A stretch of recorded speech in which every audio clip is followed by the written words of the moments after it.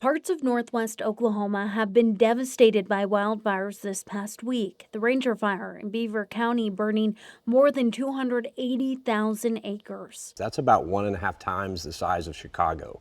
So this is a massive amount of area that has been impacted. Our farmers and ranchers in those areas hurting the most. In many cases, these ranchers are just devastated not only from the grass that they've lost, but also any type of infrastructure, fencing, barns, etc., and then the impact on the cattle. A lot of cattle lost. We don't know the number yet. You can help our ranchers. There's a need right now for hay and fencing, but cash donations of any amount help the most. Because a lot of those producers have very specific impacts. So they may need a generator to run a water well. They may need some infrastructure on corral to gather some calves. This is an opportunity to show the Oklahoma standard to our hard-working ranchers. Remember, these are family ranchers. Right. This is not corporations. This is not big entities. These are family ranchers.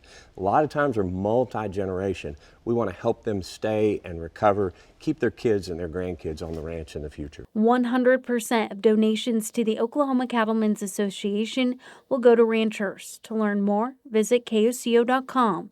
Jordan Ryan, KOCO 5 News.